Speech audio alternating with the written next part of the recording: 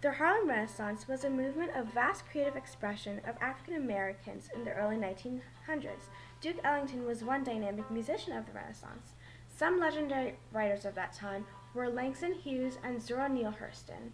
Most people tend to, you mention the Harlem Renaissance, the first thing that comes to mind is literature, and that's it. But the Harlem Renaissance was a cultural movement. It was more than just literature. I think that many people overly simplified what the Harlem Renaissance was about, but the Harlem Renaissance was a period of great expression of all kinds of cultural initiatives that related to Black history and culture. Out of all the different types of expression involved in the Harlem Renaissance, the fine arts was probably one of the most significant. The fine arts of the Harlem Renaissance provide a chance for African Americans to paint, draw, or sculpt themselves the way they saw themselves, and for the people of today to see this art and understand the lives of African Americans from that time.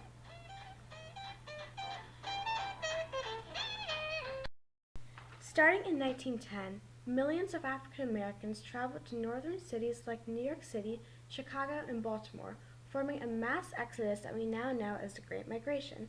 This happened for numerous reasons. Some left to escape the racism of the South.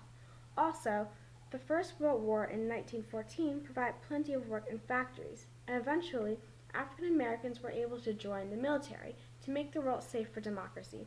After serving valiantly in the war, they were less tolerant of racism, and they got organized and fought back. Organizations like the National Association for the Advancement of Colored People and the Urban League fought for equal rights, job opportunities, and better living and working conditions. They even had their own publications, the Crisis for the NAACP and the Opportunity for the Urban League. Many upstanding figures in these groups believed that the fine arts were essential to eliminate racism. One person that believed so was W.E.B. Du Bois. Du Bois was born in Barrington, Massachusetts in 1868. He attended Fisk and Howard University and then continued his education at Harvard.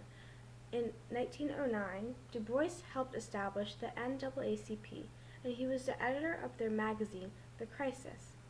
In one article of the magazine, The Criteria of Negro Art, he wrote, "Suppose the only Negro who survived some centuries hence was the Negro painted by white Americans in the novels and essays they have written. What would people in 100 years say about Black Americans?" He believed that in order to move on, African Americans would have to reform their image in the media and in art. Another intellectual that agreed with Du Bois was Alain Locke. Locke was born into a wealthy family in Philadelphia in 1866. He attended Harvard University and graduated in 1907 with highest honors. That same year, he became the first Black Rhodes Scholar. In 1925, he edited The New Negro, an anthology of African Americans. To summarize his introduction, he believed that African Americans needed to replace all the extremely distorted depictions of themselves with positive ones. One example of such terrible depictions was G.W. Griffith's 1915 movie The Birth of a Nation, a film about the formation of the Ku Klux Klan, in which the blacks were depicted as the villains while the Ku Klux Klan was the hero. These false representations of blacks became a reality for many Americans, and this work wasn't the only propaganda of this type, such as this drawing by French caricaturist Grosset Sem, showing similar images. The abnormally huge men with distorted animal-like facial features lurking over their delicate white dance partners. However, this painting by Harlem Renaissance artist Palmer Hayden, though in a similar setting, was more realistic. Hayden replaced the huge and lustrous men with appropriately sized, proportioned gentlemen dancing with brown women with more genuine shapes. This type of reformation was what Du Bois and Locke were hoping for. Many great artists resulted from the Harlem Renaissance. One was Aaron Douglas.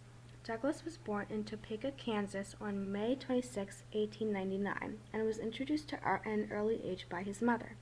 After graduating with a Bachelor's of Fine Arts from the University of Nebraska and teaching at Lincoln High School, he was lured to Harlem in 1925 by the flourishing art community. There, Douglas did illustrations for the Crisis and the Opportunity magazine, and ultimately Alain Locke's anthology, The New Negro, which put him in demand as an artist and graphic designer. In 1933, he produced his most dynamic work of art, Aspects of Negro Life, containing 4 panels showing different factors of the lives of African Americans. Douglass earned various awards and fellowships throughout his life, and in 1963, John F. Kennedy invited him to attend the 100-year anniversary of the Emancipation Proclamation. Augusta Savage was another great artist. Savage was raised in West Palm Beach, Florida. Her family didn't support her passion for art. In fact, she once recalled her father almost whipped all the art out of her. But when a local potter gave Savage some clay in 1919, she entered the West Palm Beach County Fair with several sculptures and won. Later, she moved to New York and attended Cooper Union School of Art. After graduating, Savage produced busts of several important figures such as James Weldon Johnson and Marcus Garvey, as well as producing Gammon, in which she received the Julius Rosenwald Fellowship for to study in Paris. There she attended the Académie de la Grande Chaumière. Upon her return in 1932, she established Savage Studio of Arts and Crafts and became the first African American member of the National Association of Women Painters and Sculptors.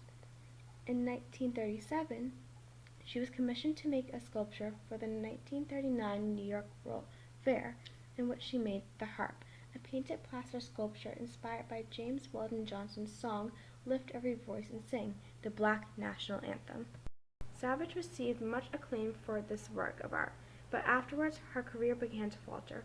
However, artists like Jacob Lawrence, his wife, Gwendolyn Knight, and others she taught and inspired carried on her legacy. While there were many great artists of the Harlem Renaissance, not everyone agreed on what their art should convey. Some artists took inspiration from African art, and some took inspiration from European art. They depict themselves as the way they saw themselves.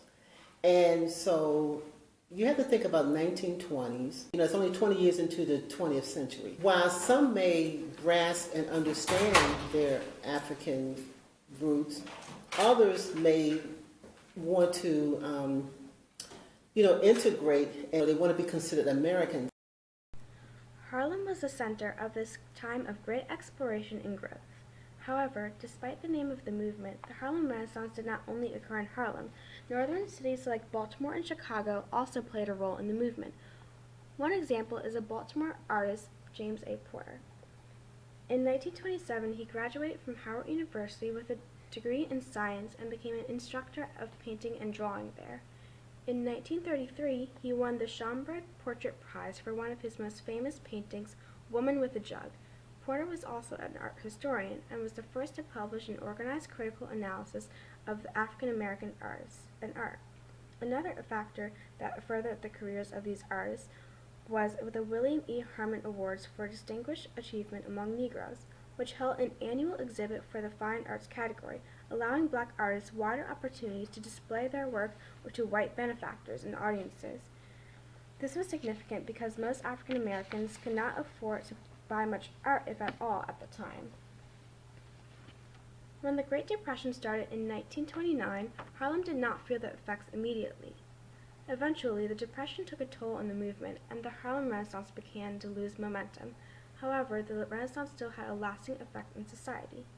Many of the painters and artists of the Harlem Renaissance were able to use their particular skills to express their own perceptions of what was going on during the 1920s, in which they had not had an opportunity to do so before. We younger Negro artists who create now intend to express our individual dark-skinned selves without fear or shame. If white people are pleased, we are glad. If they are not, it doesn't matter. We know we are beautiful and ugly too. If colored people are pleased, we are glad. If they are not, their displeasure doesn't matter either. We build our temples for tomorrow, strong as we know how, and we stand on top of the mountain, free within ourselves. What Hughes meant is that African American artists didn't have to paint what anyone else expected them to. Rather, they should depict themselves as they saw themselves.